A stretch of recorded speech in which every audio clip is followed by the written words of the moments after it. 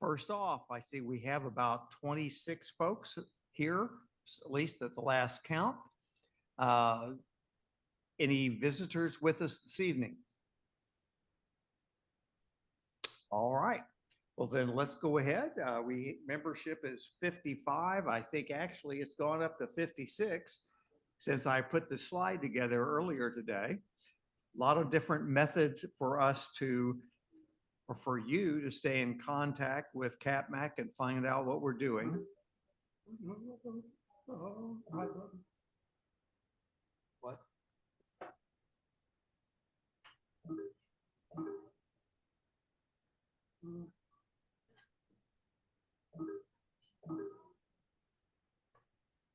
There you go. Space. Okay. All right. So what do we have going on tonight? Well, I have a few things to talk about, not many, which is unusual for me. And then we'll get right to the program by Jeff Gamet. So starting off, board members, the same old faces here that you've seen many times before. If you are ever interested in joining a board meeting, we meet the first Wednesday of the month. I had to think about that for a minute. So let us know if you are interested in joining. We have a number of folks who have volunteered to take part in activities and to lead them. We have them listed here, and we really couldn't continue doing our meetings and our other activities without all of these folks being volunteers to lead their various aspects of CapMac.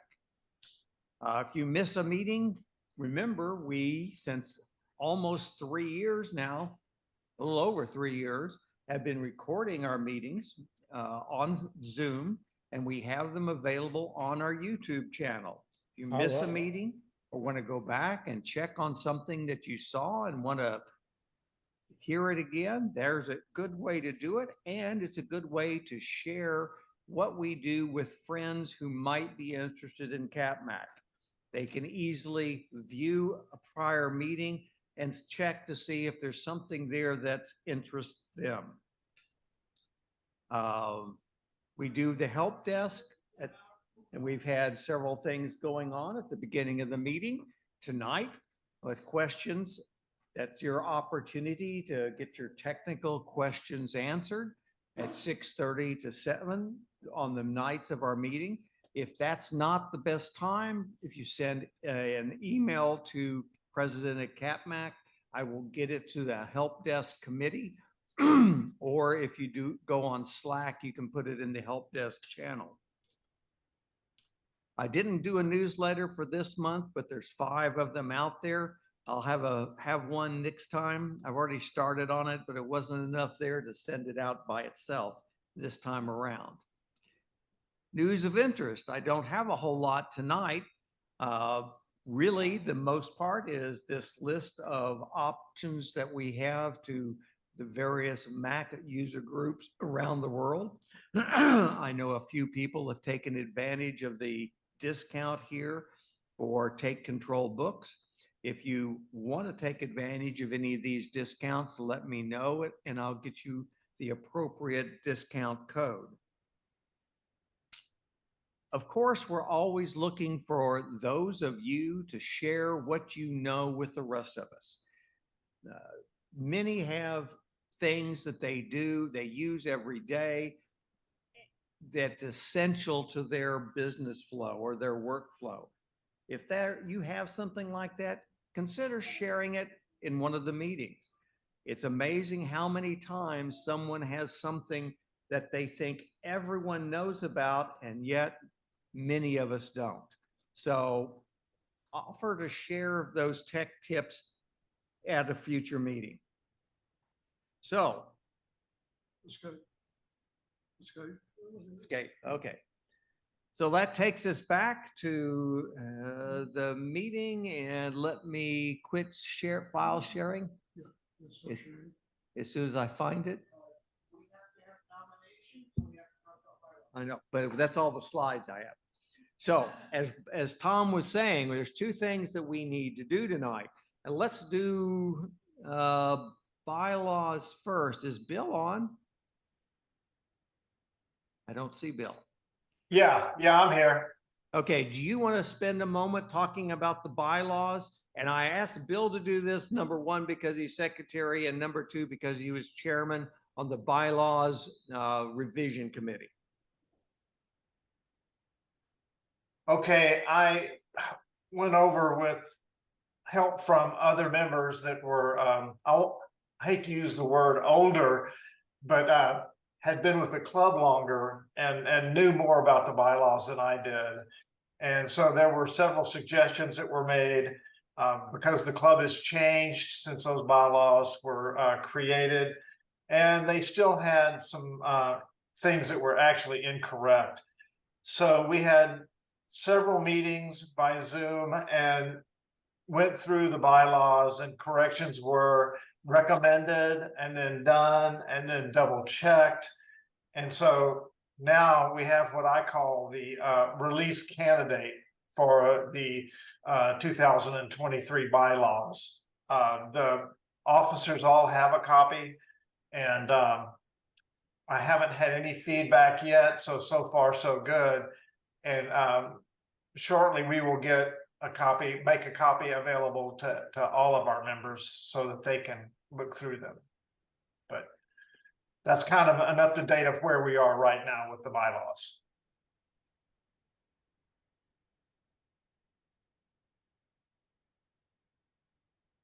And I think you're muted, John. Next.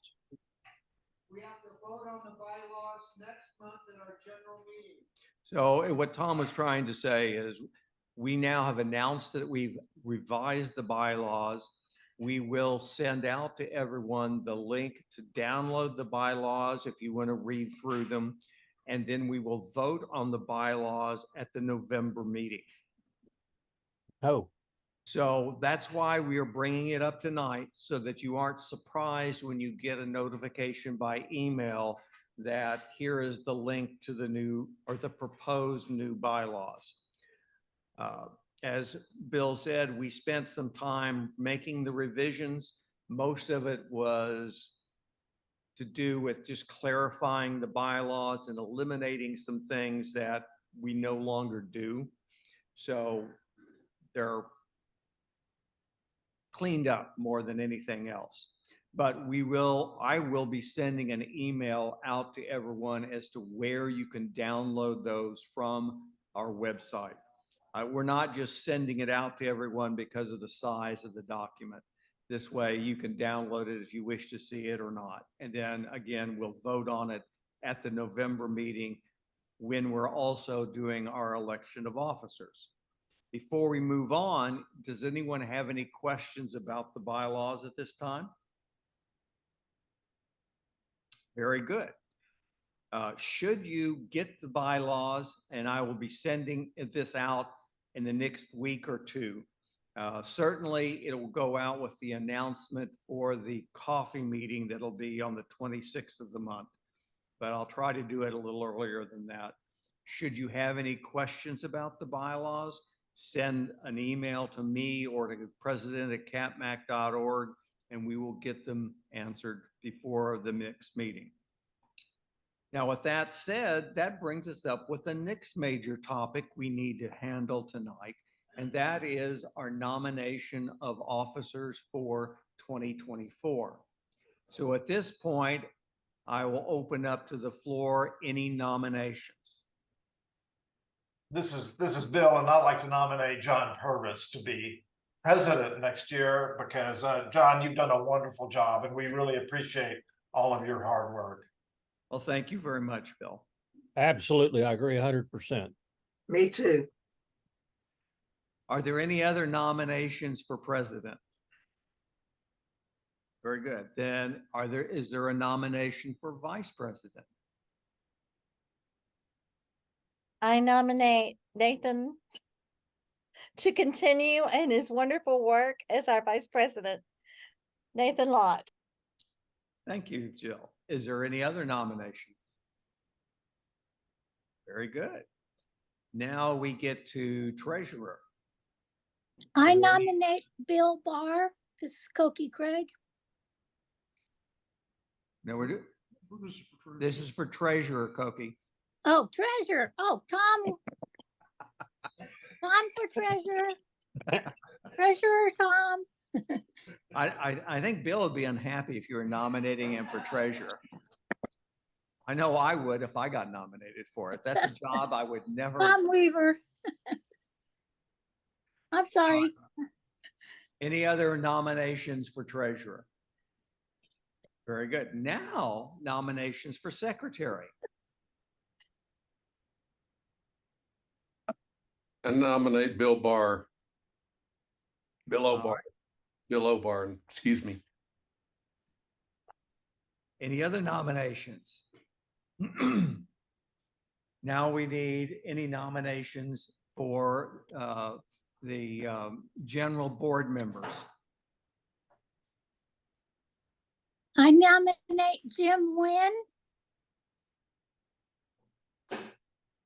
We have 3 general. I board second members. that. Any other nominations?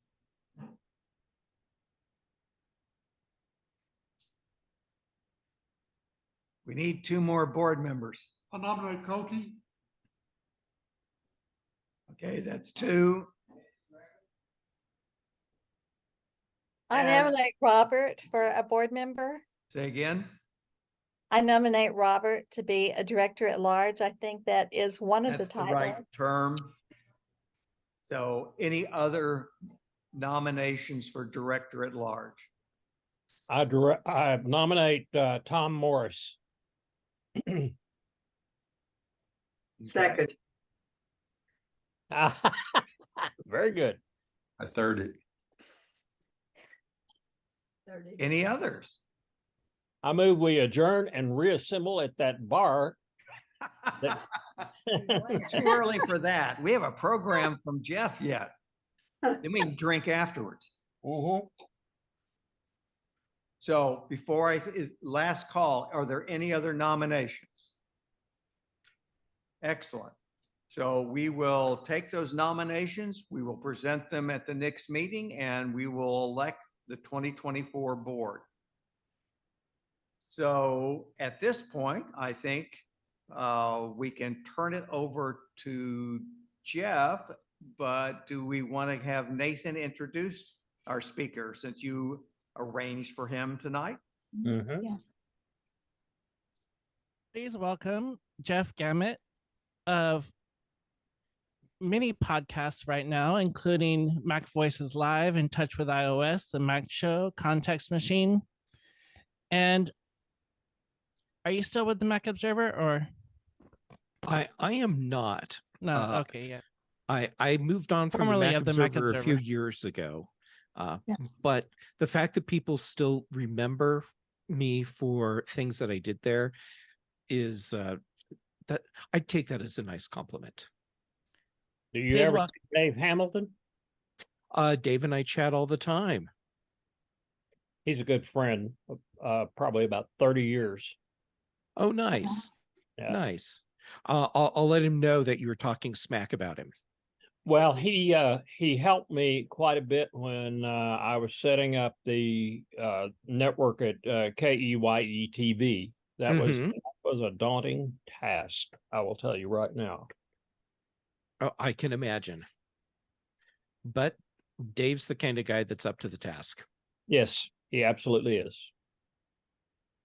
Yep, Dave's a good guy. Yeah. All right. So, are we ready to jump in? Go for it. That's Jim. Okay. All right. So, Nathan asked, and Nathan, thank you for inviting me. Nathan asked me to talk about macOS Wine Country and iOS 17, and I'll just apologize right up front for my personal naming conventions for Mac operating systems. When Apple did their switch to using locations in California to identify different operating system versions, it totally made sense because it's part of a branding thing. Apple's in California, you open up an Apple product and it says design in California. So why not use California locations to identify the operating systems? The problem is I just can't keep track anymore. And it created this brain disconnect for me where it's actually hard for me to even remember what operating system version number we have. So thank you for that, Apple. And when they announced the name for this year's version of macOS, it went in my head and was immediately gone, but it left behind Wine Country.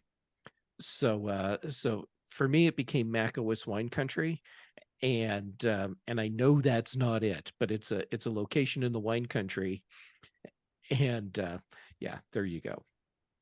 Anyhow, so macOS Wine Country, iOS 17, and I want to make sure that we hit what all of you really want to cover.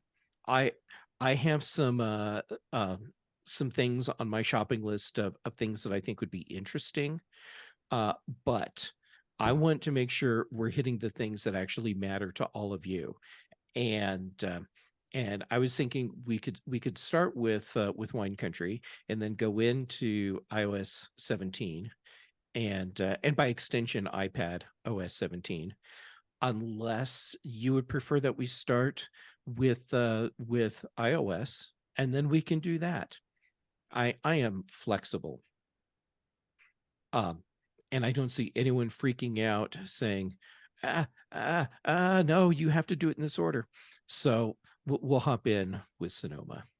And you guys are all awesome. And since I have experience with all of you before, and seriously, thank you again for inviting me back. I feel totally comfortable saying it's okay to ask questions while I'm presenting, because you're the kind of group that gets how to ask the questions. And there are events where I've presented where letting people ask questions just in general would have been a bad idea, but letting them ask during the time when we're presenting would have just derailed the whole thing. But that's not how you guys are. So we can roll with it. And if we end up going down a very interesting little side path, well, then so be it. We're all along for the ride here. All right. So for those of you that aren't up on Apple's current events, macOS Sonoma, that's it, Sonoma. macOS Sonoma came out a couple weeks ago, and it's available for Apple's own processors, the M1, the M2, and on some Intel processor Macs as well. So just to get us started, I have your list of compatible devices. You need to have, for an iMac, at least a 2019 iMac. The iMac Pro is supported. Then for the MacBook Air, the MacBook Pro, and the Mac Mini, you need to have at least a 2018 model. Mac Pro, at least 2019. And then, of course, a Mac Studio is supported as well. I think that covers all of our Mac models. Am I missing anything? I think that's it. So what Apple did with this new version of macOS is, in some ways, they've blurred the lines a little bit more between their desktop operating system and their mobile device operating systems. And while some people will look at this and like shake their fists and think, oh no, I don't want to have an iPad for a Mac or a Mac for an iPad, whatever. It makes sense that we're seeing more blurring of features simply because Apple is controlling so much of what happens, like down to what chips we have in our devices. And we're seeing basically the same chips on our desktop and laptops and in our mobile devices. So it just makes sense that we'll see more crossover of features.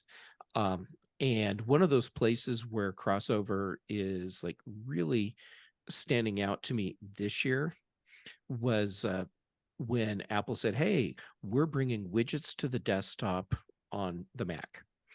And for those of you that may not be familiar with what that means, you know how on your iPhone and iPad you can have the little blocks of just information from an app that just show up on your home screen. Now you can have that on your desktop on your Mac. And Apple took it a step farther. If you have an M1 or an M2 Mac, you can have widgets that show information from your iPhone on the desktop on your Mac without having a corresponding app installed on the Mac. And the example that I like to use for this is Carrot Weather. Carrot Weather is, I think, a really good weather app on the iPhone and iPad. And it has some good widgets so that you can just have a quick glance at what your weather conditions are without launching the app. And now you can have those widgets on the desktop on your Mac. And excuse me. So for someone like me, who is using a single information source for my weather data, Carrot Weather, that means that I can now, if I so choose, have that widget just sitting there right on my desktop on my Mac. So I'm seeing the same weather information that I would see on my iPhone. Do I have the ability to share my screen? Yes. I do. All right. So I'm going to share my desktop, and hopefully it won't be too tiny for all of you because I have a really big desktop. Okay, so if all goes well, you can see my desktop now. And just let me hide what's showing up on the desktop. Okay, so if you see in the upper left-hand corner, I have a couple widgets here right now.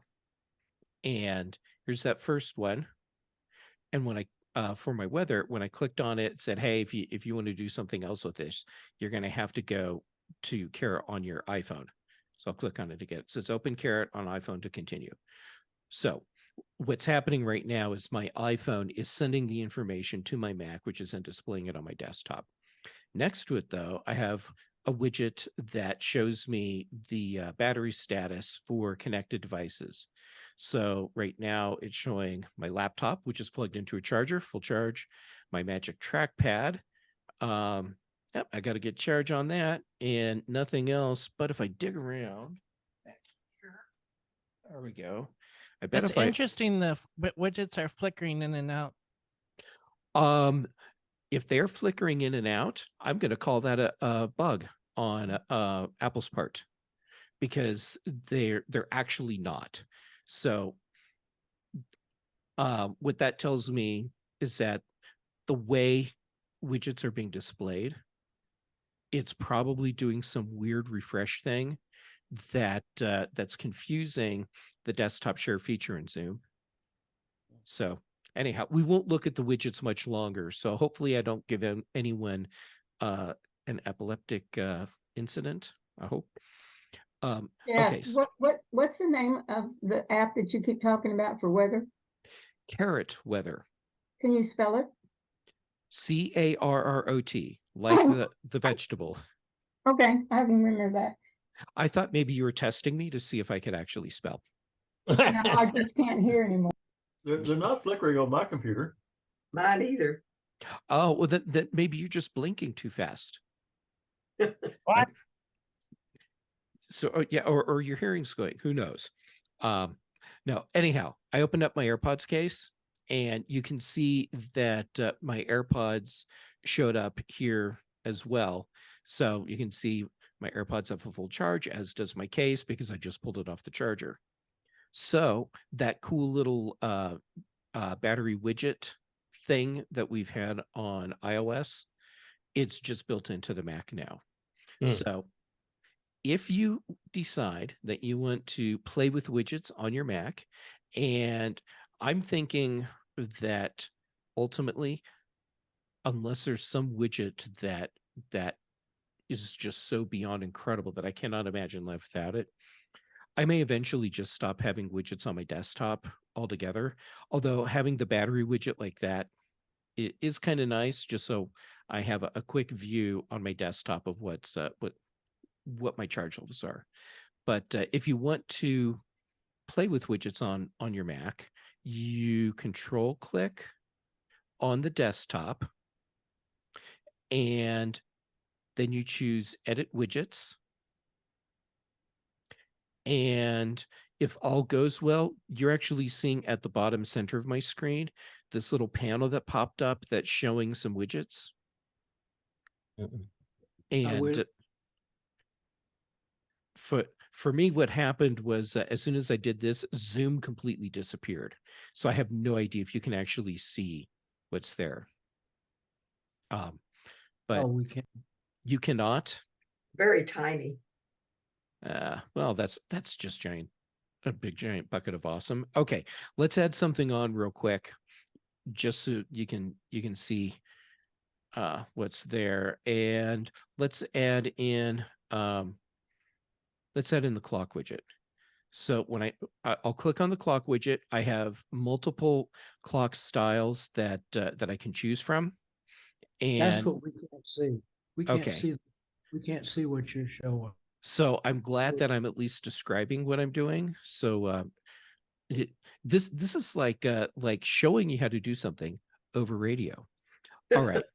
So like on iOS, where you have multiple widget styles you can choose from, same thing here. So I'm going to pick a world clock widget, and there'll be like a little plus button that shows up on the widgets. So I click the plus for the one that I want, and it shows up on my desktop. Okay, so now you can see everything again. Okay, there's a widget sitting right here on my desktop that has different clocks on it. When I clicked on it, I get this new world clock view that popped up, and yeah, so I can set alarms from here, stopwatches, timers, and I'm doing that just from clicking on a widget on the desktop. And there you go. That's widgets. You can rearrange them.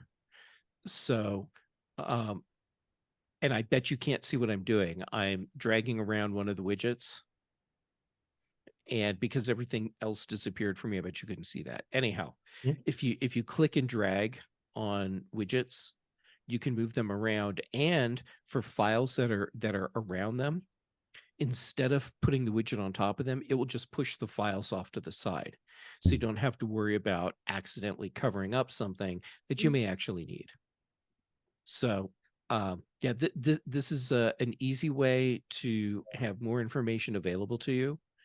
And widgets are now interactive, so you can do things directly in the widget if it was coded that way.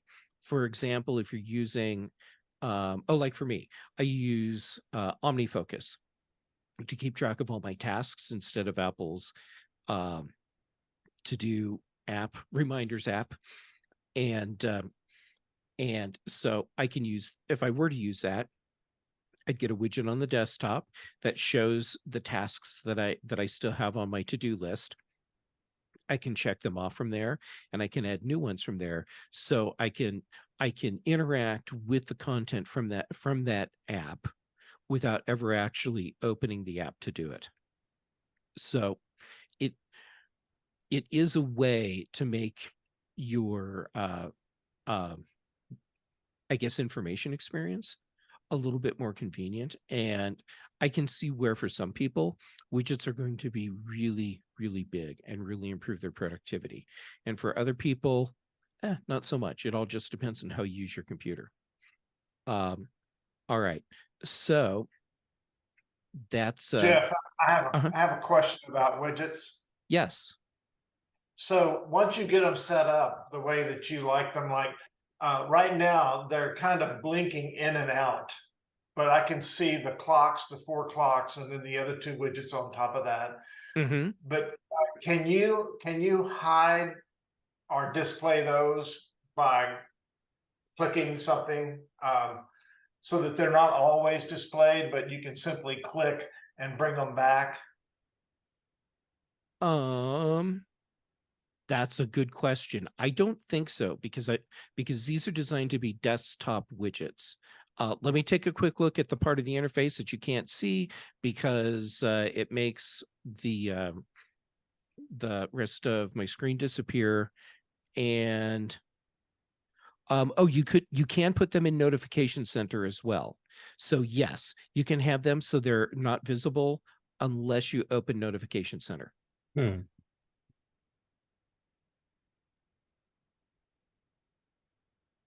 And the reason I do that is I like my screen to be very clean and clear, sort I of can unlike your appreciate that. screen. Well, And yeah, my desktop goes through phases where it's like super clean, or like right now I'm in the middle of several projects. So I want some of the files that I'm using like immediately available. So they're just right there on my desktop. And for me, widgets are generally a thing that I would rather probably have over here in the control center, which I don't even know if that shows up for you when I click on the date and time. Should slide in from the right, but yeah, so that's typically where my widgets end up living. But I figure since I need to know about all of this stuff for now, I'm gonna have to live with some desktop widgets. All right, so that's the widget thing. We've got that done and out of the way. Then okay, so now it should just be me again, and we're going to do a live test, which is exactly what you should never ever do when you're presenting something. You never try and demo without multiple tests ahead of time to see if it works. But let's see what happens if I go, hey. Yeah. All right, so hopefully everyone got to see a bunch of fireworks behind me. Yep. And if so, yeah, let's give that one some love. Love it. Okay, so this is a new feature that's part of excuse me, of macOS Wine Country that works at the system level. So it lets you have different types of effects that show up when you do certain hand gestures. I think a single thumbs up. Yep, that gets you a little a thumbs up balloon. There are a couple others. Those are the ones that I've managed to memorize so far. And since these work at the system level, unless you're using an app that does something like really weird with the way it's interacting with your camera, these things should just work. So for some people, yeah, this is going to be great. And for other people, not so much. But what it tells me is that Apple is really getting how important it is to be a serious player in the remote communication space, because we saw in 2020 how the way we communicate on a daily basis had to fundamentally shift. And that fundamental shift meant that we're spending a lot of time communicating with each other like this, where there's a camera in front of our face and we're just kind of doing this sort of thing. And Apple gets this is how we are working now. So we need to make sure that this is a thing that we can use in all aspects of our life. And so Apple is addressing that. They also are doing a presenter overlay feature. And actually, I'm going to share my screen again. And I haven't had the opportunity to try this yet.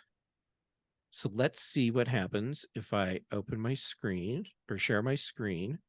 Okay. And now you can see up in my menu bar, I have this little kind of purple icon. For you, it's going to be really tiny, but there's this purple icon. And let's see. So it's showing that screen sharing is happening with Zoom. Okay. And so I clicked on Zoom and presenter overlay is off. But I can change this to large. And now here I am sitting in the middle of my screen. So it's much Wow. easier for me to do things like point around and say, hey, look at this part over here, or see right there. This is the interface that we're working with right now. So let's see. Then we also have our small view. And now I become a little circle down here. And let me drag me around. I'm going to be right up here by this. So I can do things like, okay, so look at this menu right over here. That's the thing that we're dealing with right now. And my view for you, it's kind of small. So what you're probably not able to see very well is that I'm going to move it like this. So it looks like I'm looking at you instead of trying to look over the thing over there. Okay, so I'm in the circle and the top of my head is actually outside of the circle.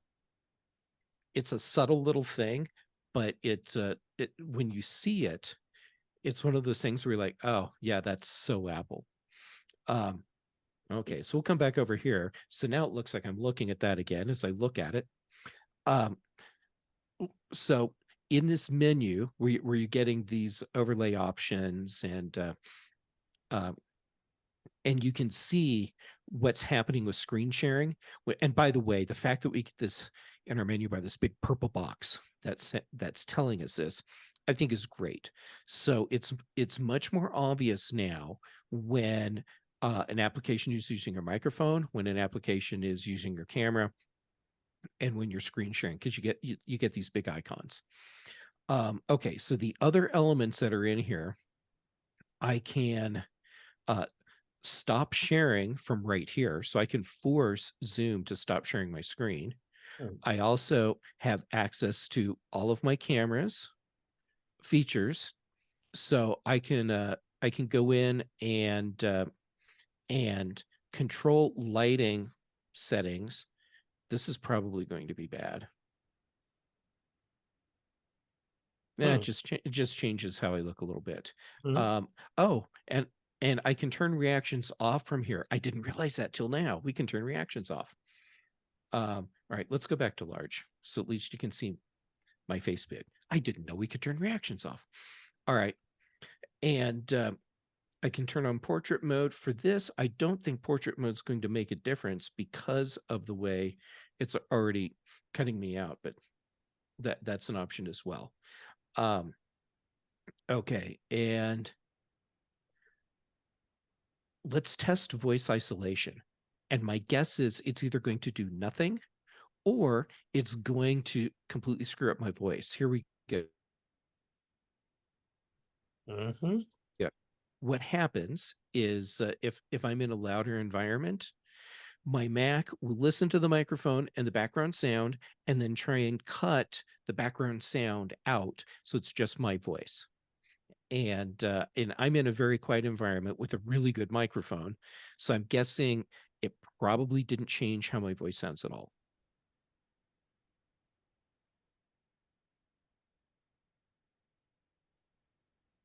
All right. So there you go. Now we know how to play with overlays, and to me, this is another example of Apple saying, yes, we get that the way we communicate with each other in our personal lives and our business lives has fundamentally changed. So here you go. Here are the features that you need to be able to make those communications more effective. All right, let's turn off presenter overlay. And let's see what happens if I tell Zoom to stop sharing from right here. And I don't think it worked. All right. So now I need to find my cursor. Where'd it go? Okay, so I'll stop sharing. All right, so now we know a little bit more about that. Yep. All right. And okay, so now that I can see the full Zoom window and I can see questions, do those hand gesture effects work in iOS? I have not tried the hand gestures in iOS. So I'll have to do that at some point. They work in iPad OS. I haven't tried iOS. If they work in iPad OS, then I bet they work in iOS as well. My guess is you might need to have an iPhone with a newer processor to make that work. And let's see. How do you use the reactor thing? How did you make it work? I jumped in our Zoom call. So so seriously, once I'm in the Zoom call, my Mac knows that I'm in the Zoom call. And so it's watching what's happening with my camera. So when I do this, we get the hearts just because I'm doing the heart shape. So I didn't have to turn anything on special to make that work, which is great. So yeah, How thumbs did you up do for that. the sparkly things? What? This one, 2 thumbs up. Yeah. The same thing is true for raising your hand. Often somebody will raise their hand because they think they have a question, but somebody else starts speaking first, so they give up and all that. If you raise your hand, you'll notice that there is a little circle down at the bottom. Oh, let's see. Probably their reactions or whatever. And it's got a timer on it that goes around the clock. When it goes all the way around, it'll keep the hand up, and you will appear in the upper left-hand corner waiting your turn in line. That's cool.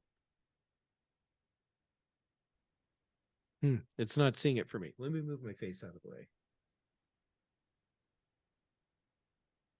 Boo, it doesn't want to hear what I have to say. I put an Apple support document with all the different gestures in the chat. Oh, that's fantastic. Thank you for doing that. Awesome. Okay, so the thing, all these things that I've been showing you, the first time I started playing with them, the other person that I was testing these with, they said, yeah, but I don't use my iPhone as my camera. Fair enough. Neither do I.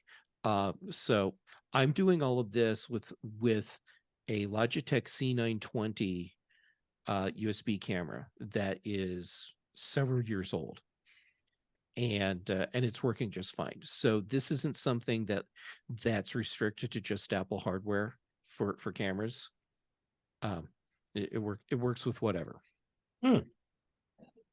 Which I thought was nice. Apple could have very easily done some sort of artificial limitation requiring you to use an iPhone camera, and they could have given us some excuse like, well, the data transfer, blah blah blah, between and a handshake, and they didn't do any of that.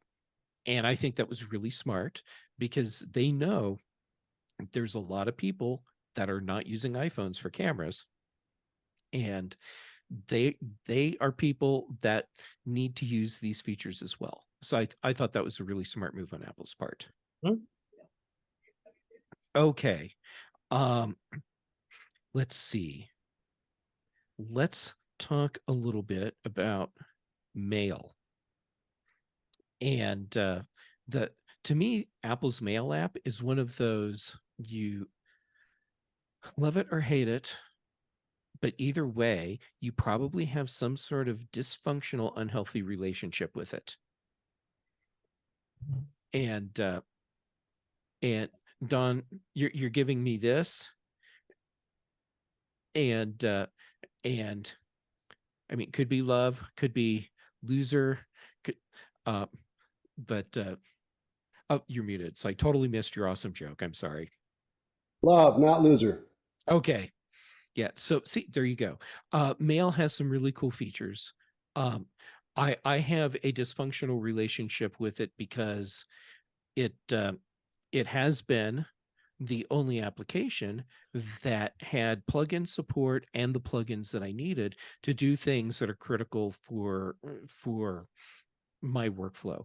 I'm currently freelance writing for companies, and so I use a set of plugins called Mail Suite that let me add in custom metadata to all of my email messages and track what's going on with where messages are coming in from at any given time. It does some other things too, but the big thing for me is being able to add in all of this custom metadata. So, as an example, I start a new project with a client. They have their internal project number. I attach that project number to the emails, and now that whole email thread will be associated with their project number. So at some point, if they ask me something about whatever project, they're going to reference the number for me, most likely. I can just do a quick search in Mail, and I'm bringing up all the messages related to that project based on their code number. I also put their code number in the Trello board that I use to keep track of client projects. So if I need to reference the emails related to a project, it's right there in my Trello board as well. It makes it much easier for me to keep track of communication between me and clients. And I use Spam Sieve, which is another plugin, so that I'm doing local spam filtering in addition to what's being done on the server side for all my various accounts. So two really important plugins for me. Plugins are deprecated in macOS Wine Country. So that means that the two plugins that I rely on don't work. There's another one that a lot of people rely on that they don't even realize it's working as a plugin, and that's Mail Butler. So here's where we stand with plugins like that for Mail. If you upgrade to macOS Sonoma, then you lose that functionality, and that's it. Unless the company has released something new that works in a way with Mail that doesn't require having plugins. So the people that make Spam Sieve, they have done that. And so I paid a small upgrade fee or whatever. It didn't matter what it costs. It's a business tool for me. It's whatever they said I needed to pay, I did. And I'm like, fine, thank you. Take my money. You're wonderful. And so they created a new Spam Sieve application that can talk with Mail and still do its spam filtering, and it doesn't actually have to do the filtering thing like it did before, where it set up its own filter rules. It's just talking directly to Mail and managing emails and checking for spam, and it works really well.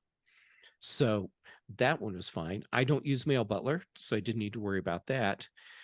The other one that I rely on for keeping track of everything for all of my projects is Mail Suite from Small Cubed.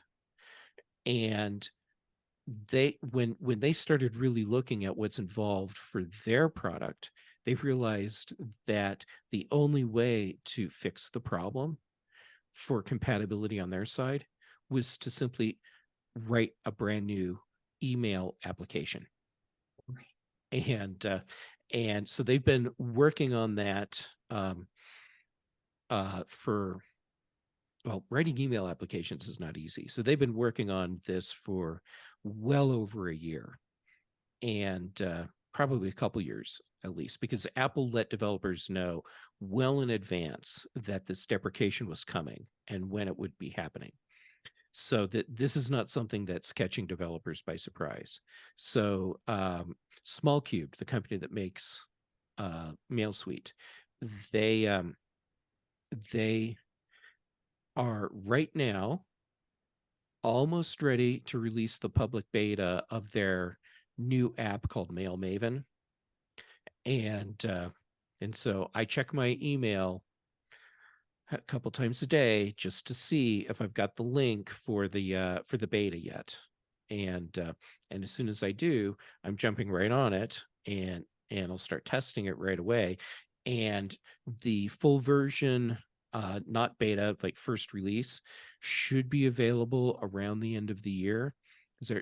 What they're doing is starting with they've been doing some very limited testing outside the company, and like any day now, there's a group of us that are going to start doing intensive testing on the current beta, and we'll do that for a couple weeks, and then they'll roll out a public beta in early November, so anyone can start testing it.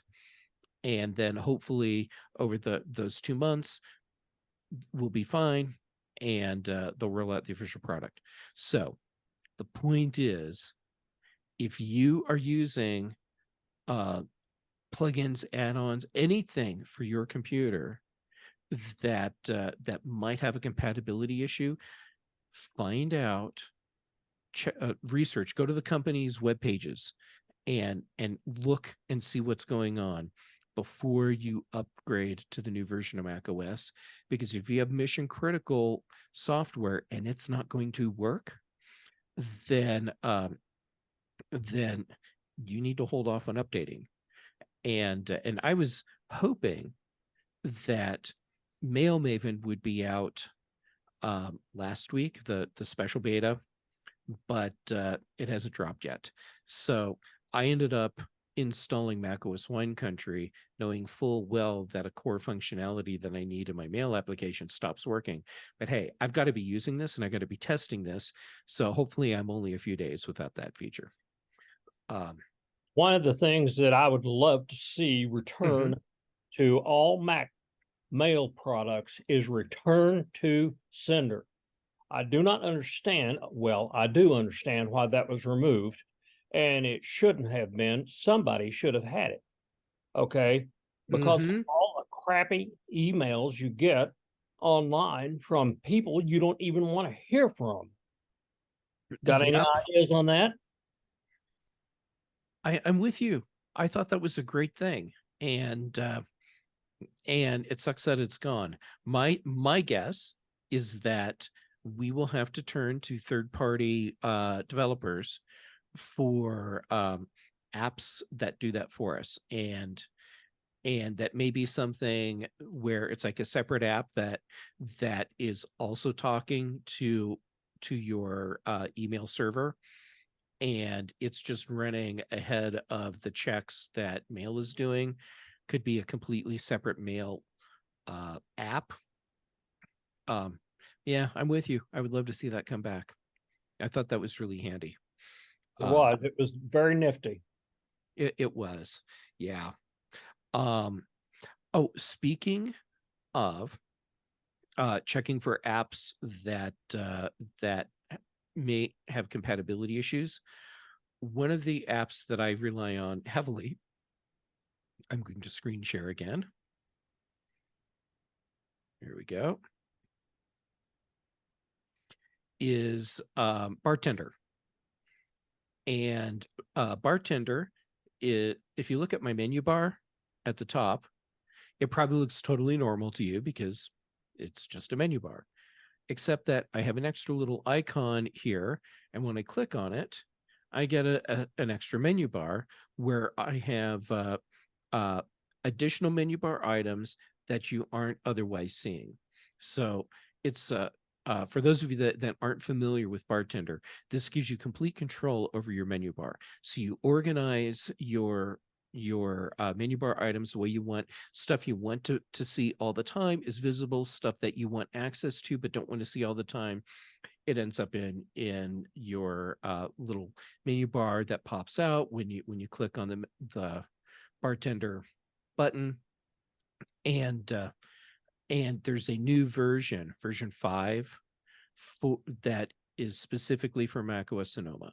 And this version will not run on macOS versions prior to this. So if you have Bartender 4,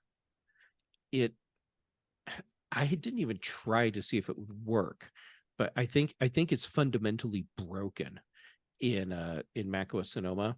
So you really need to upgrade to version 5 when you go to Sonoma. And it's worth it just for the basic things that it does, but they did make some changes to this. And so now I control clicked on my menu bar, and I can choose to change my menu bar settings from here. And so, for example, I can do things like, I can't see it. It's right behind my camera. Hold on. I'm going to shift my camera for a second. So like, I like my menu bar a little bit darker. And they have added in a way to color the menu bar. So maybe I want my menu bar to be blue. And I have no idea if this is actually showing up for you, or if this is a render thing that happens outside of the regular layers that Zoom can see. But like, I just turned my menu bar a kind of red color. There's green, and there. So I've set the gray color that I want it to be. Let's see. I can. Okay, so did my menu bar just break into pieces for you?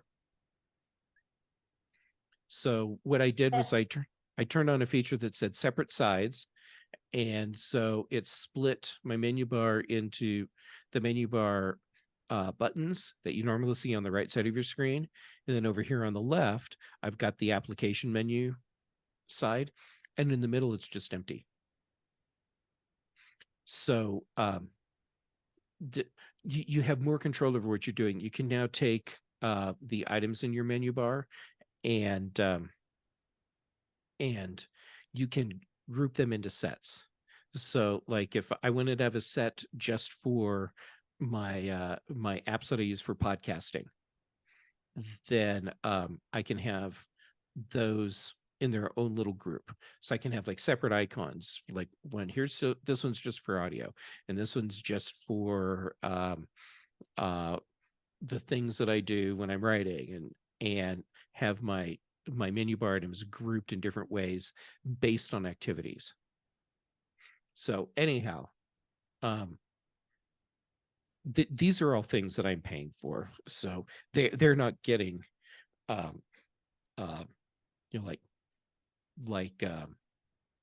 endorsements from influencer sort of thing for me. I'm just a user, and these are tools that are totally worth it for me. And I want to make sure that I don't run us over on time. How late do we go? I forgot. As long as you want to go. As long as I want to go.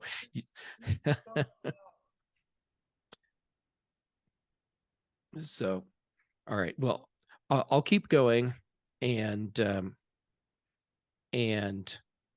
we will. We're going to switch over to iOS pretty soon, because I want to make sure we're talking a lot about that. All right. So one thing that I do want to show, and I suppose I need to share again, but let me bring it up first. I'm going to go into system settings.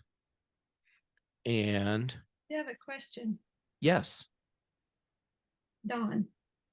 Hi, will Bartender be able to take care of superfluous icons that are put up there when you either install or activate an application? Because my that menu bar is about ready to run into the application menu. Oh, you totally need this then. Yeah. If there are icons that you never went to see, just go into the bartender settings and hide those. So they're still available if you want to go digging to see them, but they're just hidden, which I think is great, because there are some apps that force you to have a menu bar item that you will never ever use, and it's just wasted space. So yes, make those go away. Thank you. Sure thing. All right, so I'm going to share my system settings. Okay, so this should be a lot easier to see since we're looking at just a single window now. Mhm. Okay, so most of you are probably already familiar with this really, to me, messed up view for system settings, where they're just kind of like this weird list that doesn't exactly make sense. So what I do, which you can't see because I'm only sharing the window, when I open system settings, in the menu bar, I choose view, and you get an alphabetical list of all of your system settings panels. And this is where I choose what I actually want to use. And what I'm going to do right now is go into privacy and security. And then let's scroll down. Here we go. Sensitive content warning. For a lot of people, this won't matter, but for some people, this will be just so welcome. And this feature tells me that there are women on Apple's developer teams, and they're listening to them. And here's the deal. A lot of women get photographs sent to them that they didn't ask for, they didn't want, and they don't appreciate. And they don't want to see those. So you can now turn on sensitive content warning. And what this does is look for images that have nudity in them locally. So an image shows up on your computer, and this works in iOS and iPadOS as well. And it has some sort of nudity in it. It's automatically blocked. Like, I mean, it's there, but it's hidden. So it has a warning on it that says, hey, sensitive content, you can choose to look at the image or not. And I think this is actually a really important feature because there are way too many people getting way too many unwelcome and harassing images sent to them. And now you can just click a little button and have all that stuff with a block screen over it, so you're not actually seeing what it is. And then you can choose, and I love this part because it's off by default. You can choose to share information back with Apple so that they can use that information to improve the sensitive content filter. But it's off by default, exactly as it should be. This is the kind of thing that you should opt into, and that's it. So I'm turning that off for now. And then let's see. Oh, there is another feature that is on by default, and I think is absolutely horrible. And I think it's under desktop and dock.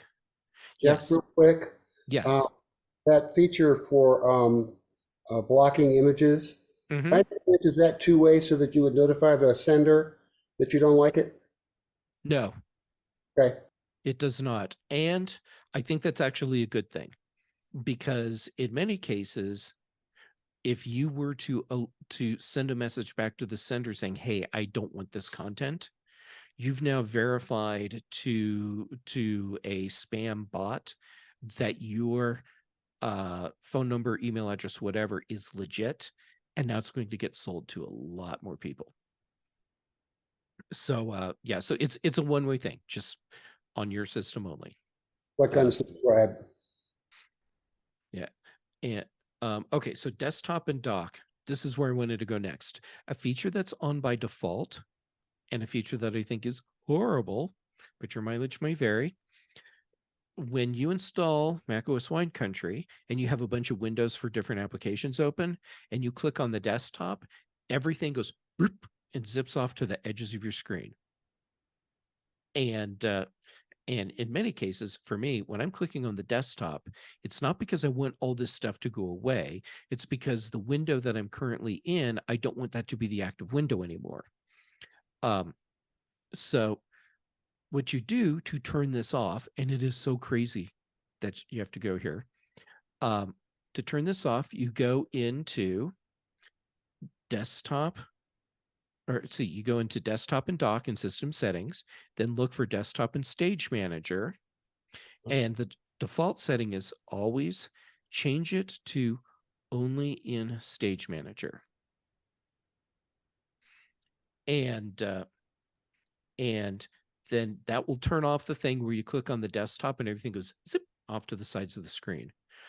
Can you turn it off completely? No, you cannot, which to me is absolutely ridiculous. But yeah, there you go. Okay, so those are the settings that I wanted to make sure you saw in macOS Sonoma. All right, so unless we have other questions about macOS Wine Country, we can talk about iOS and iPadOS 17. A quick question about Yes. widgets on the home screen. Mm-hmm. I mean, on the desktop, if you have multiple screens, multiple desktops, does it only show up on one desktop? For the widgets? That's for the widgets. Let me see if there's a the answer right now is yes, because that's exactly what I'm seeing. Let's see. So hold on, I'm looking at settings because there's a lot in here that don't make sense. Hold on, let's look for widgets. Widget settings, there we go. Show widgets on desktop, widget style, use iPhone widgets.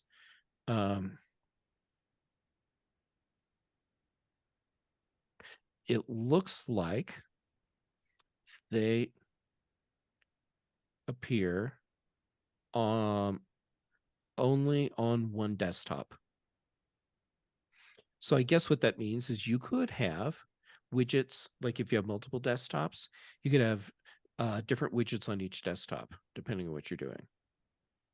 So I can see where there could be some value in that. All right. I've got a question for you. Yes. What is the gray frame? It's like, it seems like it's about 1/4 of an inch wide that appears around the display. When you start up, you can click the desktop, and it'll come up, and then you can click it again and it'll go away. What is that? That's that thing that I just showed you how to turn off.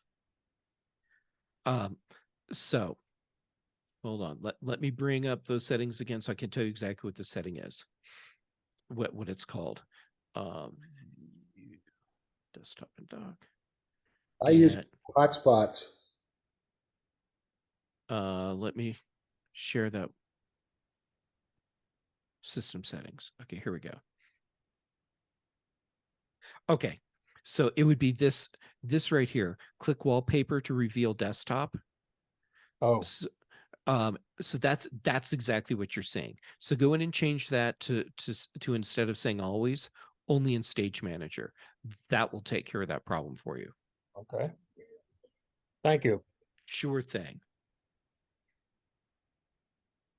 Yeah, that was one of the first things that I saw when my Mac booted up into macOS Wine Country the very first time.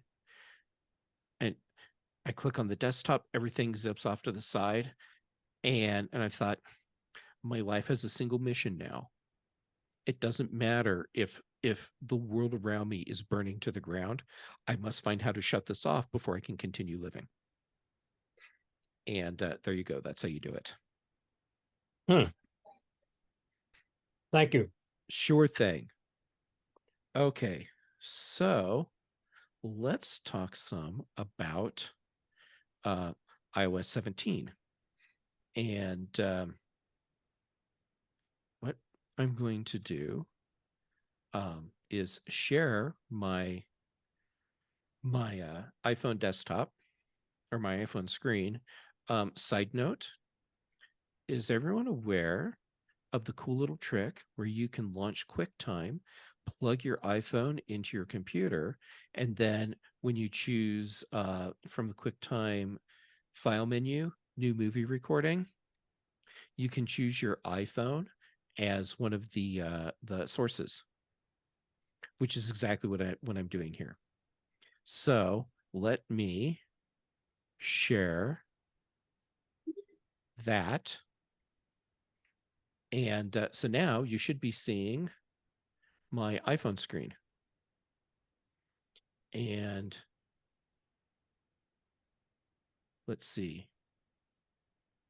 Interesting. Okay, I was going to overlay myself on this.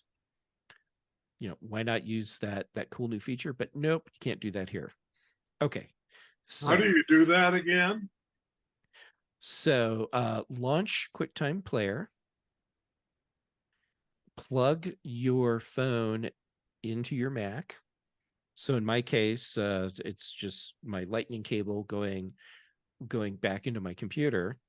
And once you do that, you can choose from the QuickTime Player file menu, new movie recording, and then on the screen when it pops up for movie recording, there's a little caret just to the right of the red record button.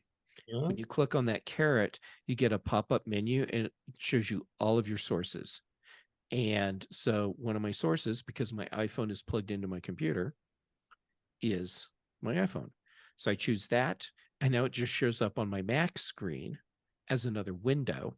And so anything that I do on my iPhone,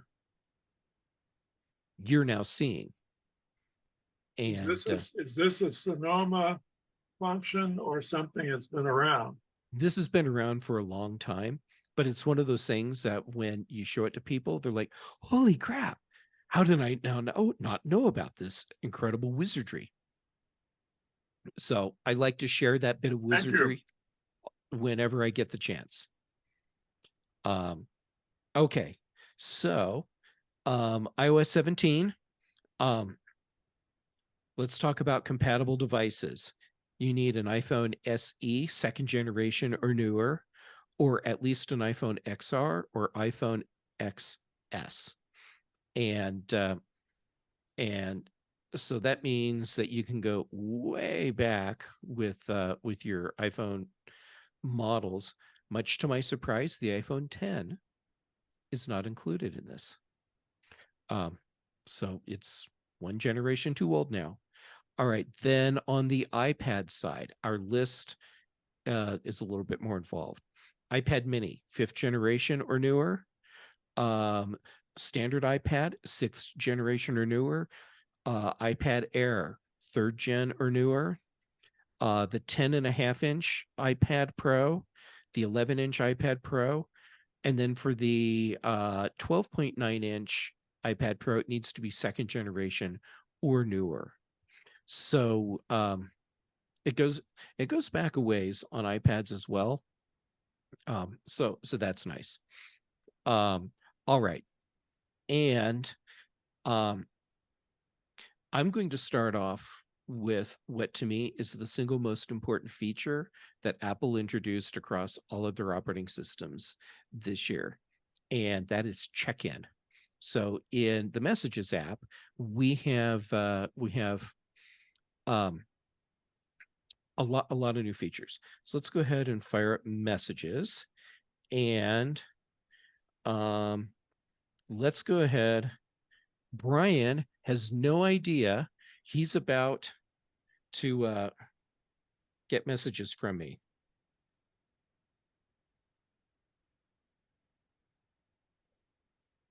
He said a naughty.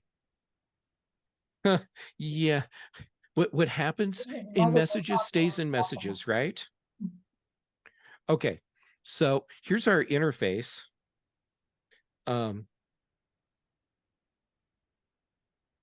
There we go. We made the big kid words go away. Okay, so the interface looks a little bit different in messages. And if you notice, just to the left of the message window or bubble entry field, there's a plus. If you tap that plus, this is where all the stuff that you would see below the entry field and above the keyboard appears.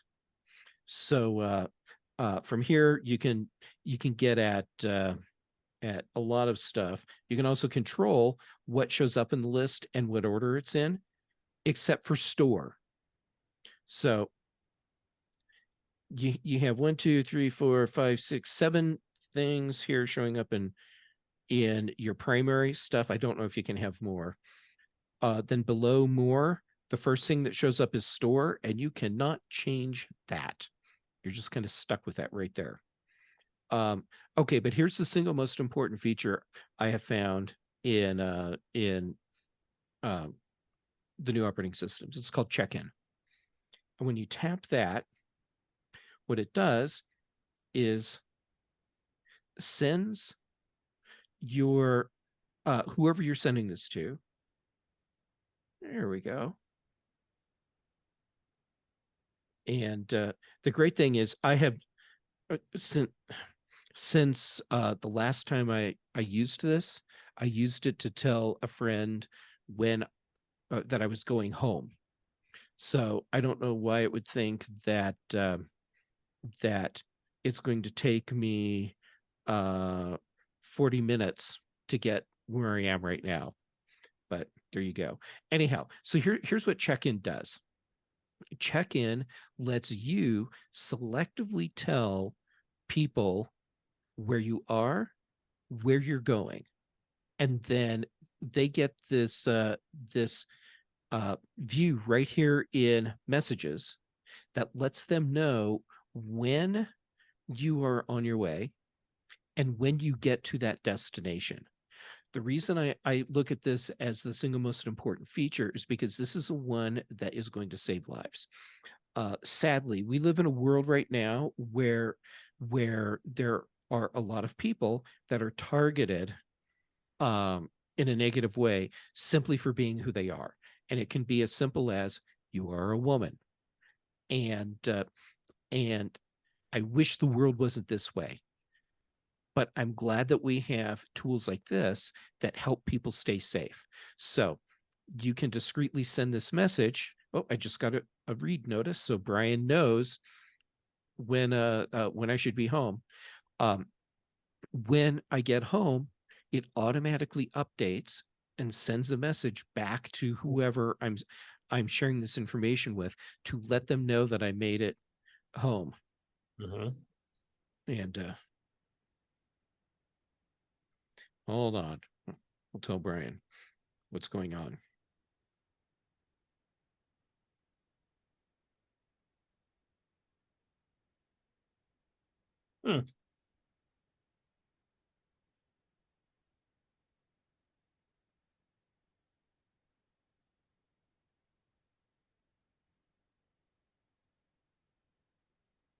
There we go. All right. So this feature for me, I'm just loving it. And I don't consider myself in the group of people that is at higher risk. However, I'm just loving this feature and I want everyone to know about it and I want everyone to use it. Let's say that I was yeah.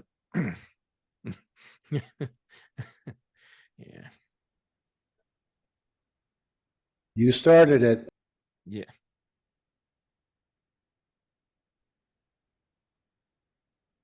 You can tell him his mother's watching.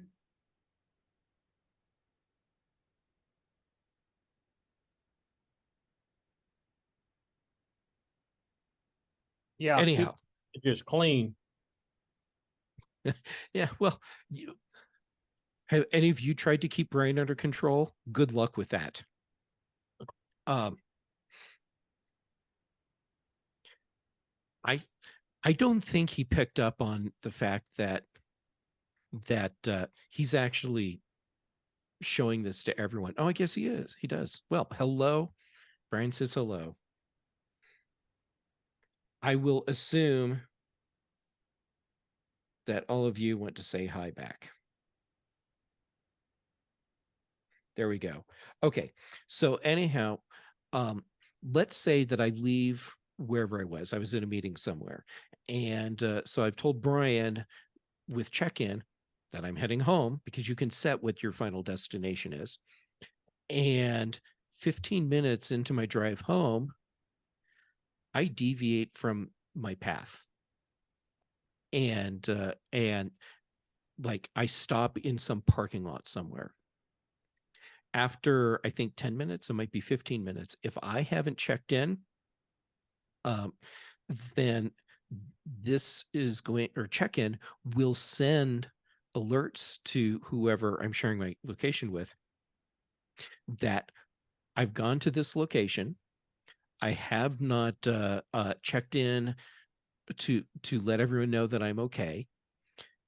Here's the charge on my battery on my phone. Here's the charge on my Apple Watch. So now, not only do you know where I stopped communicating with you, and when I stopped communicating with you, you can now estimate how much longer it will be before I'm unable to communicate at all.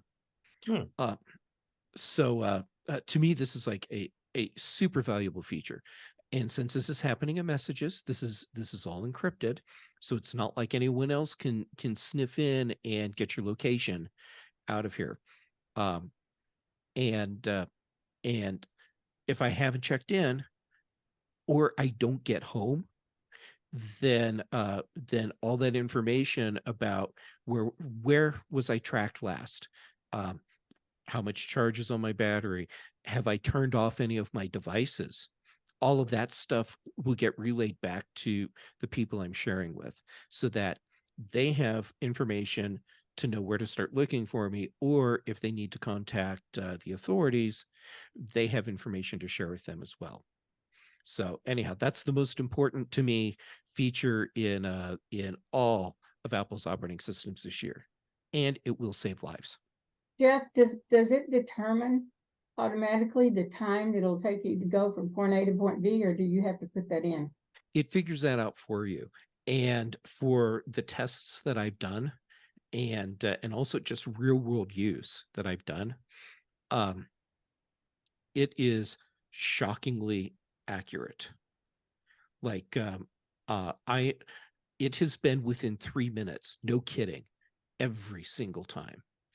And if you can estimate how long it's going to take to get from the middle of downtown Boulder to the east side of Longmont within 3 minutes, you are doing some sort of magic. That's all I can figure, because it's one of those areas where traffic is so weird that how could anyone figure it out? And yet here we are. They do it. Okay. Yeah, So one more yes. question. Is this basing that when it's figuring the time, is it assuming that you're driving or that you are in a car? It is, but you can change that. So when you go to share your location, like, okay, so here you can see where there's the details button. Mm-hmm. If I were to tap that, well, first it'd tell you exactly where I am right now. And since we don't know who will end up watching the video later on, I trust all of you, but who knows who will see it later. I won't tap that. But if I did, I can change my destination and I can change my method of travel. Okay. Yeah. So, okay. Now a fun feature. One thing that at least I have always enjoyed, once it became a thing, was using the Memoji thing. So instead of using just regular emoji to share like a yay, happy or whatever, I can use the customized icons that look sort of like me. And so before, that was a thing that showed up in the bar below the message field and above the keyboard, tap here, and now you have Memoji in here. I select that, and it's wrong. This is not what I want. I don't want the thing where I'm going to sit here and look at this and it's going to make a recording with a little cartoon of me. I want the stickers. And that is not what you get when you go to Memoji now. Absolutely stupid. Okay, so now if you want to go and find your own Memoji stickers that you've made, you go, what you do is you tap the smiley face, the emoji button on the keyboard. And I don't want to send a taco. I want to scroll over here. Okay. And now you can see there's the little circle that has like the fold in it. Tap that. And now I can scroll through here and find the Memoji stickers that I've made, which to me is absolutely ridiculous. Why should you have to go digging through this much to find these stickers? Really stupid. What you can do, though, is make your own stickers. So, for example, this is my cat. This is my office manager cat. She is sitting right over there, judging me. And here's a sunflower that photograph that I took on the bike path near my place. And so these are actually coming from my photos. So the way you would do that is tap this plus button right here. And okay, let's be clear. How did I get there? I tapped the emoji button. I tapped that nondescript little circle with a fold over in it. And now I can tap this plus, and it's going to go to my photos. And let's pick something like animals. Here. Okay, so let's see if this can figure it out. Okay, I don't know if you can see, but I'm pointing at my screen like you can see what I'm doing with my finger. There's a subtle little circle going around, white line circle going around part of the drawing.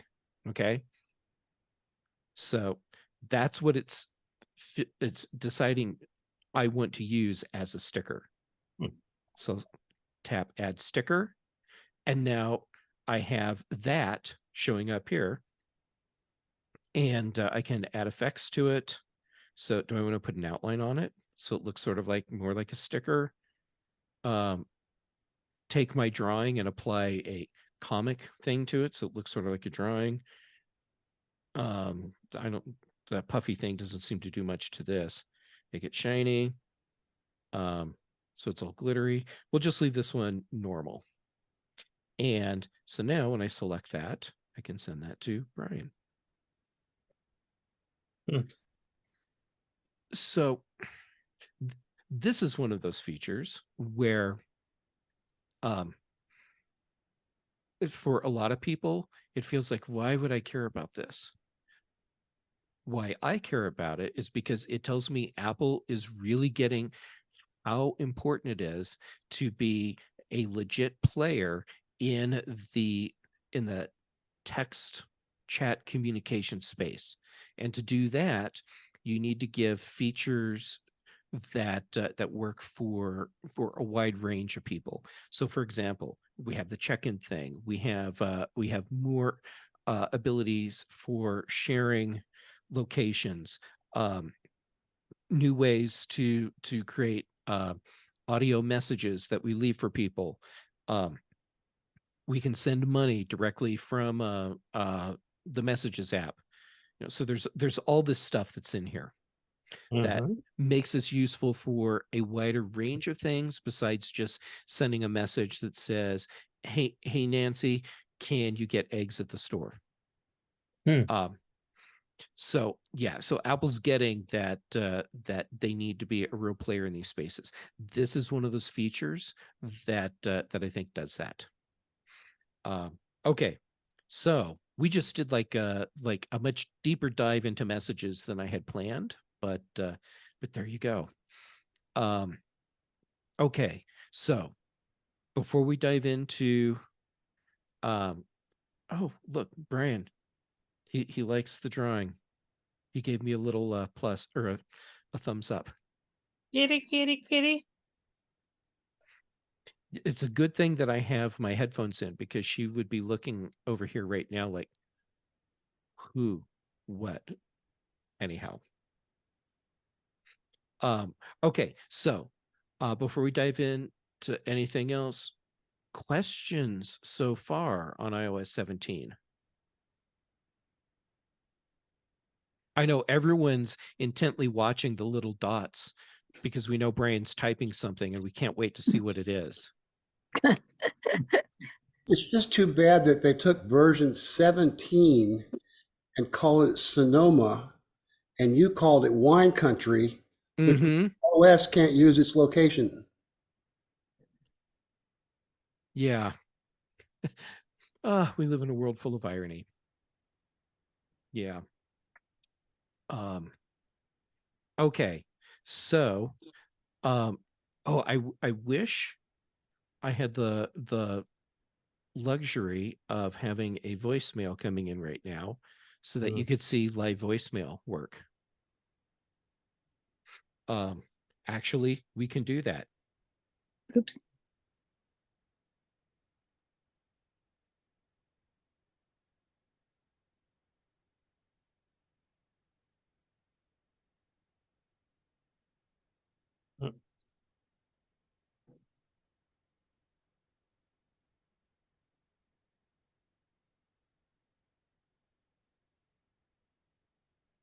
Okay, if you've been watching closely as I type, Mm-hmm. you've probably been seeing the little typos that I'm making. Mm-hmm. And Correcting factor. and the autocorrect and predictive typing is much better than it was. Mm-hmm. Because prior to iOS 17, I would sit here and usually do a little bit of cussing while I was typing, because I had to keep changing so much because it was guessing wrong. And now it's guessing right much more often. So I do appreciate that. Oh, here we go. So Brian is calling, and pretty soon it will go to voicemail. And when he leaves a message, we will get to watch a live transcription of what he's saying. And I know the excitement is killing me. Okay, so here, waiting. Brian is such a trooper. I did not tell him that I was doing this.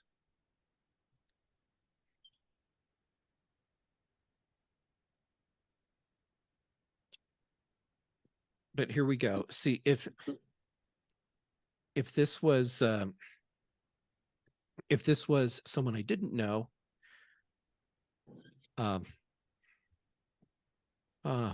Brian's the best. Anyhow, if this was someone I didn't know, but they're leaving me a message that was important, like maybe it was coming from the bank or whatever, or my doctor, I could watch that in real time and see what they're saying. And if I realized, oh crap, I need to talk to them, just tap on it and it'll jump you into the call. So I found this to be incredibly useful already. And it's one of those I things. could see where that could be useful. True call screening. Yes.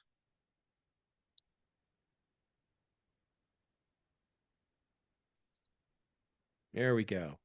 Brian is such a trooper. He seriously had no idea that I was going to rope him into this tonight. But here we are. Okay. So let's see. What else do we need to make sure that we hit?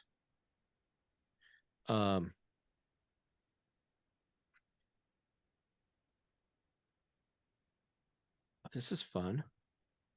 So I'm also experimenting with using my iPad as a separate screen or as a secondary screen, untethered. And it's doing this thing now that it didn't do prior to Wine Country, where, or at least not as often, where I can see that screen, but it just stops working. So hold on, because the reason I want to see that screen is because I did put some notes in there to make sure that I don't forget things that are important. So what I have to do is disconnect from the iPad, add the iPad in as another display, make sure that they're still arranged correctly. They are. And now I can get to that screen again. Nope. Okay. Well, now we know that that using your iPad as a second display in Sonoma is not nearly as reliable as it was. It's possible that this is an issue related to screen sharing, though. Regardless, it should not be an issue at all. Okay. So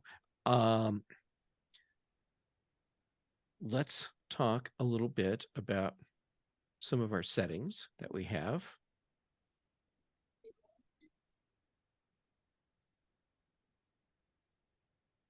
Okay.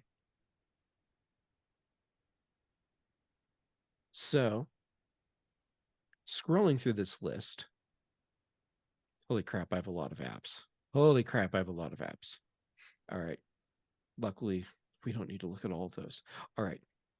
So let's take a look at standby mode. So standby, this is a thing that I'm calling it the Echo Show feature for the iPhone. And for those of you that don't know, Echo Show, it's like an Amazon Echo, but it has a display built into it. And so what you get with standby mode is the ability to use your iPhone like it's a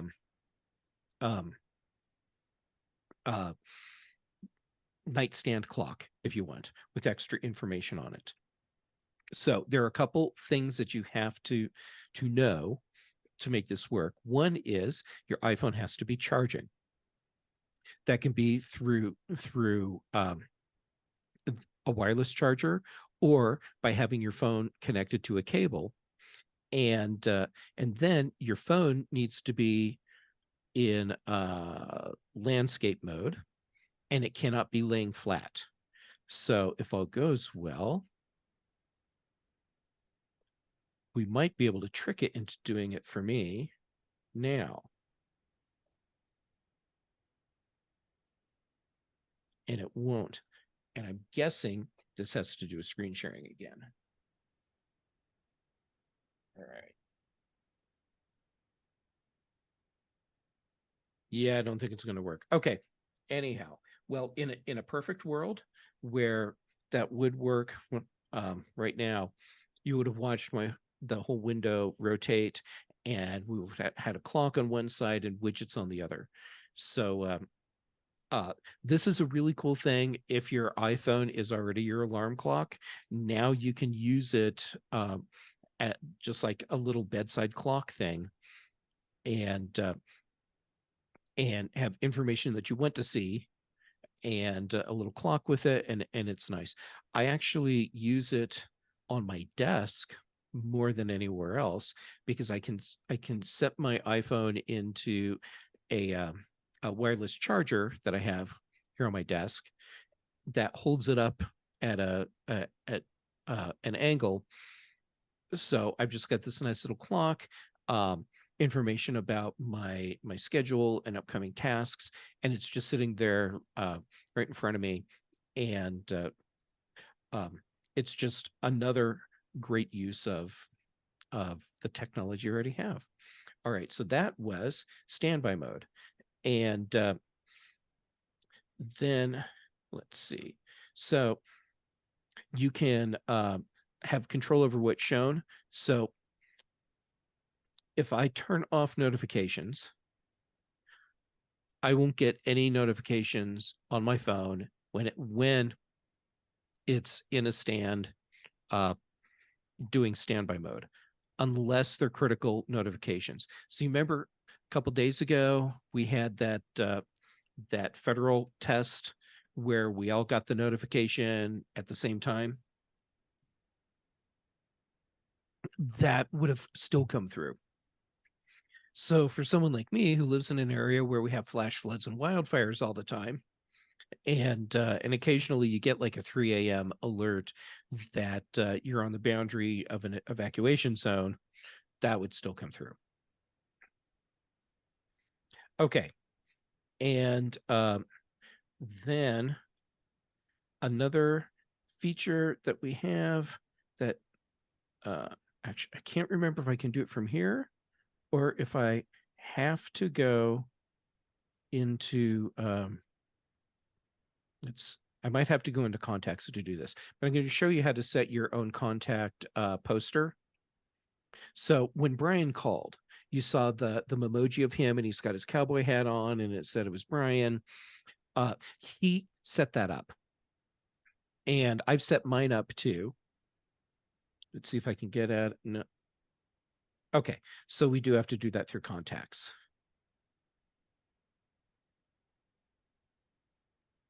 Okay, so here I am, and you're probably going to see all kinds of info about me now. Like, there you go. Now you have all kinds of phone numbers. All right, so if I tap edit, there we go. Then I tap edit. This is the contact poster that I've made for myself. And if I want to make a new one, like, so we'll just create a new one. And let's say I want to use, actually, let's try photos. Okay. Oh, good. I do have photos of me on here. All right. So I let it, so it just went and looked for photos of me. So select one. All right. And now I can choose between some styles. Yeah, that's okay. Let me change the background color of it. Sure. And there we go. So it gives me some options of what I can do with this, how it's displayed. I could change the name that shows up. So I could change that. Let's put the type and let's make it darker. And let's make it, there we go. And then done. Okay, so now I've made another contact poster for myself that I can use just like that. The one that I did make though, this one I made just by going through and choosing one of my emojis that I had made for myself, gave it the black background or the blue background, and this is what it looks like when I call someone. Okay, now here's the trick. You have to have iOS 17 installed as well. And if you don't, you won't see this poster. And it's also the same for check-in. The person or people you're sending the check-in notification to, they have to be on iOS 17 as well. Mm. There we go. All right, so that's how you make your poster. Okay, so now we can also do widgets on the home screen. Hold on, let me see if I can get into that and still have it share my screen. Oh, yeah. Okay. So let's add a new, And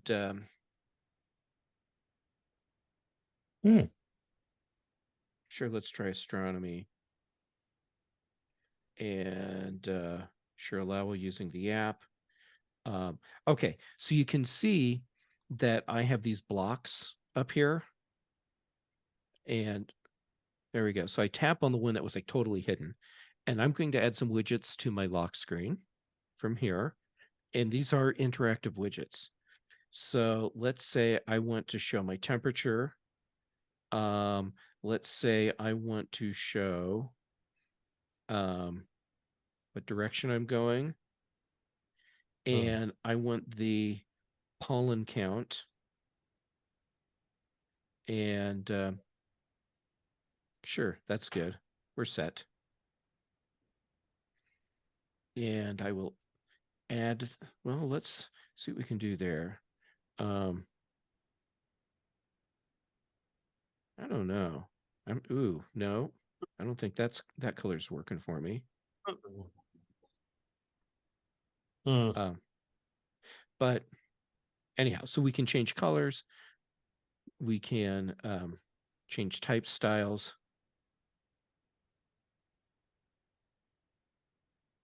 And here we go. I can pop other widgets up here as well. But having it show the date, I'm actually okay with that. And then we'll say add. And now we've got custom. No. Yeah, just end. Let me out. Let me select it. There we go. Holy crap. Got it. But there we go. So now we just made a custom wallpaper, lock screen that that has all of this information on it, just the way we want it. And it's going to, if you notice, when the screen woke up, Earth spun into location for where we are. So it will live update. I guess it doesn't show it for you. I got to see it. So it live updates the location for you, which is kind of cool. Yeah. Can we go ahead and wrap things up? We need to be out of here by 9. And we still have okay. a little business to take care of.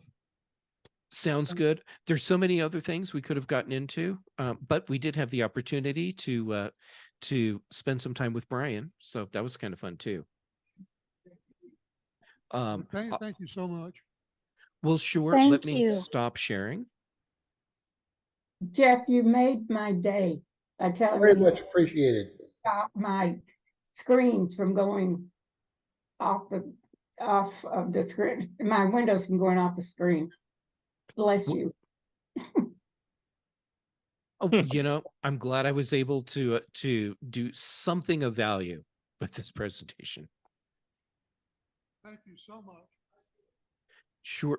It's there are so many things that are in these new operating systems that if we had tried to cover all of the things instead of just like explaining a few, we all would have had jello for brains, because it would have just been, here's this, okay, here's this other thing, boom, here's another device, now let's go through these, boom, boom, boom, boom, boom, and we still would have been right here right now saying, oh, and we need to wrap up, and our heads would just hurt and we wouldn't remember any of it. So I hope you're okay that I went kind of slow with some of this. And awesome. Thanks a lot, Jeff. It was great. Yeah. Well, thank you for inviting me. I always have so much fun hanging out with all of you, and I'm just so happy that CapMac is still a very active group. Thank you for putting up with this. Oh, you are all easy. Also, I put up with Brian every single week, so I can put up with most anything. Mhm. How do we reach you on podcasts and things like that? Okay, so for podcasts, most Tuesdays I do Chuck Joyner's Mac Voices Live, which runs at the same time as the CapMac meeting. Then most Thursdays, I'm on In Touch with iOS, which is also live. So that would be Dave Ginsburg's show. And then Thursday for us about lunchtime. No, you're an hour ahead of me. So yeah, around lunchtime. I'm horrible with time zone math. I host the Big Show on the British Tech Network, and that's a general technology show. Then on Fridays at 9 a.m. Mountain Time. Yeah, so 9 a.m. Mountain Time, I host for the British Tech Network the Mac Show.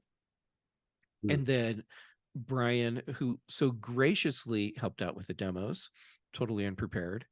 Brian and I record the Context Machine, and that depending on the week and how our schedules fit together, typically somewhere between Wednesday afternoon and Friday afternoon. That's when we'll make that happen. For social media, I'm on basically everything is Jay Gamet, but I'm active really on Mastodon and Instagram. So I'm easy to find either any of those. So much fun. Thank you so much for letting me come and spend the evening with you. Oh, yes, we enjoy it very much. Have a great evening, Jeff. Oh, and you too. I'm looking forward to whenever it is that I'm in Austin again and can join you for an in-person event. I will always have a warm place in my heart for the one time I was able to present in person for you, and I decided that whatever pub we were in, people kept handing me beers, so I decided that's Austin water. So thank you for sharing the Austin water with me, and I'm looking forward to more of it. As they say around here, come on down. Yeah. That's right. I know I will have nothing but a good time if I come down and hang out with all of you. Yeah, they say everything's weird in Austin, Texas. Jim is Well- about ready to throw a hatchet at us. Oh yeah. No, as someone who has lived in Boulder for several years, I'm already acclimated to weird. So I think really the big difference for me if I come back down to Austin will be that the air is much thicker. Yeah. Yep. Not as bad as Houston, though. Yeah, not as bad as Houston. Yep. So anyhow, thank you. And Thank you this as has been well. so much fun. Enjoyed it. Okay. Enjoyed it. Bye. Bye everyone.